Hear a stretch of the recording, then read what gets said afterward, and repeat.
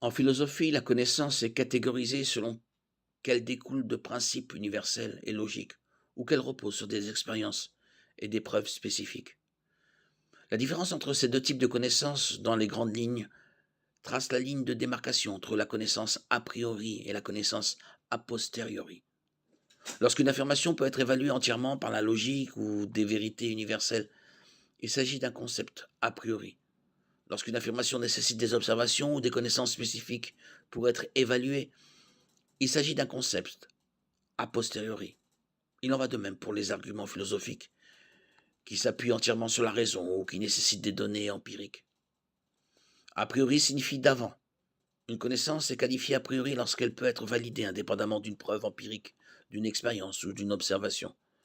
Plus simplement, les connaissances a priori sont celles qui peuvent être obtenues par la logique seule. Par exemple, les cercles ne sont pas des carrés et les célibataires ne sont pas mariés, sont des tautologies. On sait que c'est vrai parce que ça l'est par définition. Il en est de même pour les énoncés mathématiques comme 2 plus 2 égale 4. A posteriori signifie à partir de ce qui précède. Une connaissance est dite a posteriori lorsqu'elle ne peut être acquise que par l'expérience ou par d'autres moyens empiriques. Autrement dit, les connaissances a posteriori sont celles qui pourraient être vraies ou fausses, logiquement parlant, et qui doivent donc être évaluées à l'aide d'observations réelles. L'affirmation Jean est célibataire ne peut être vérifiée par la logique pure et nous devons observer des faits concrets concernant Jean pour savoir si cette affirmation est vraie ou non. De même, j'ai 5 dollars dans ma poche est une affirmation qui peut être vraie ou fausse. Elle ne peut être prouvée ou réfutée que par des moyens empiriques. Il est important de noter que la connaissance a priori n'a pas besoin d'être tirée entièrement de la logique, du moins dans le cadre d'une discussion particulière. Le point en question doit simplement être vérifié ou rejeté par la seule raison. Une fois qu'un fait ou une idée est considérée comme vraie pour les besoins de l'argumentation, les idées ultérieures peuvent être évaluées entièrement en fonction des résultats logiques de cette idée. Par exemple, si les deux parties d'un débat acceptent que John se trouvait au Kansas du 1er au 3 mars comme une affirmation vraie, alors l'affirmation John n'était pas sur la Lune le 2 mars sera considérée comme vraie a priori pour les besoins de la discussion. Notons que la seconde affirmation découle d'une logique absolue, au vu de la première. C'est pourquoi elle peut être qualifiée de vraie a priori. Si la première affirmation est vraie, la seconde est vérifiée entièrement sur la base de la logique, et non sur la base d'un fait particulier ajouté. C'est le sens littéral de a priori, à partir de ce qui est antérieur. Puisque nous avons accepté l'affirmation précédente comme vraie, nous devons logiquement accepter la seconde. La différence entre a priori et a posteriori devient importante lorsqu'il s'agit de confirmer ou de réfuter certaines idées. En règle générale, la première étape consiste à examiner une affirmation pour vérifier si elle est confirmée a priori. En bref, s'il s'agit d'une affirmation qui se réfère à elle-même ou qui est logiquement nécessaire. Si c'est le cas, elle est prouvée a priori comme vraie. Et cela ne rend pas nécessairement cette connaissance utile, mais cela signifie que la valeur de vérité d'une telle affirmation n'est pas sujette à débat. Si elle n'est pas vraie a priori, l'étape suivante consiste à se demander si l'affirmation est autocontradictoire ou logiquement impossible. Si c'est le cas, elle peut être rejetée a priori comme fausse. Si une affirmation ne peut être évaluée a priori, elle doit être examinée à l'aide de preuves ou d'observations supplémentaires. Il s'agit alors d'une connaissance a posteriori. La plupart des affirmations, dans la plupart des cas, nécessitent un certain niveau d'information empirique pour être examinée. Si une affirmation n'a pas été explicitement reconnue comme a priori, c'est qu'elle l'est a posteriori, comme la majorité des connaissances humaines qui sont a posteriori.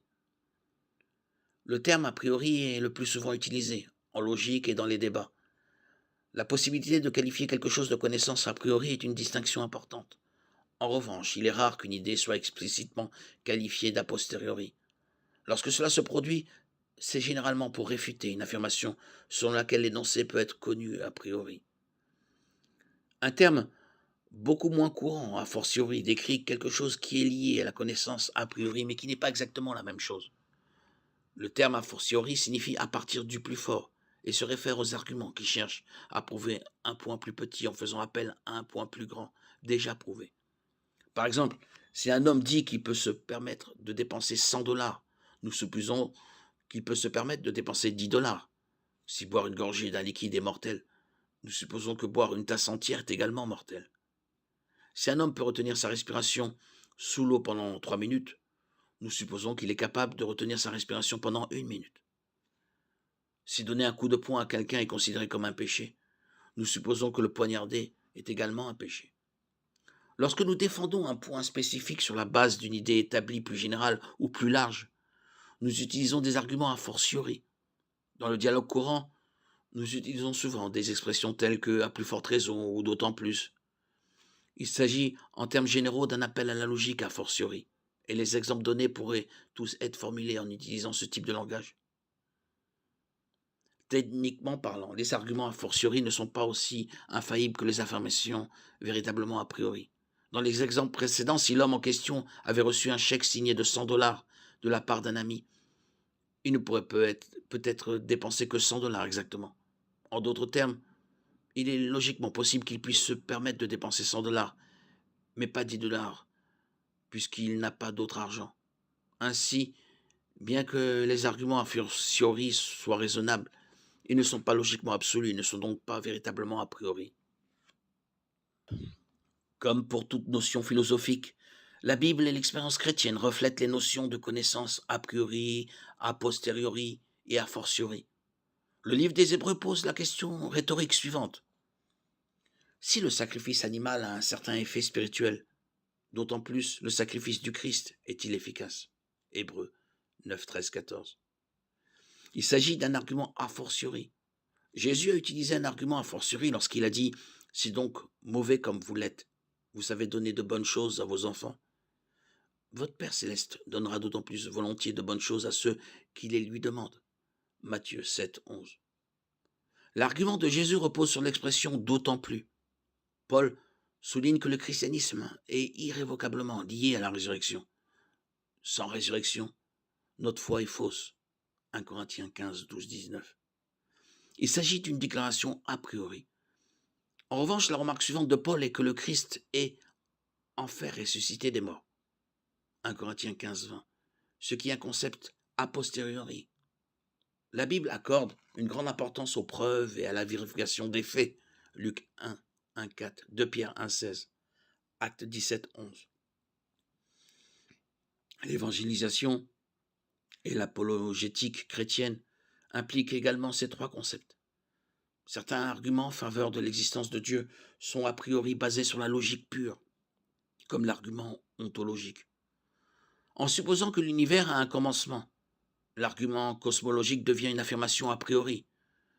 La plupart des conversations concernant l'apologétique et l'évangélisation s'appuient principalement sur des connaissances a posteriori, en particulier celles qui discutent de la fiabilité des Écritures ou qui utilisent l'argument téléologique. Les discussions sur la façon dont la justice humaine et le besoin de moralité font écho aux caractéristiques d'amour et de sainteté de Dieu sont une forme d'argumentation a fortiori. Il en va de même pour les comparaisons montrant que la Bible est fiable d'un point de vue factuel, historique et scientifique, compte tenu de ses preuves.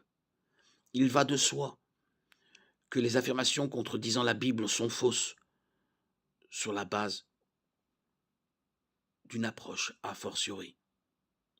Connaître la différence entre ces idées est utile, à la fois en matière de philosophie pure, mais aussi dans notre interprétation de la Bible.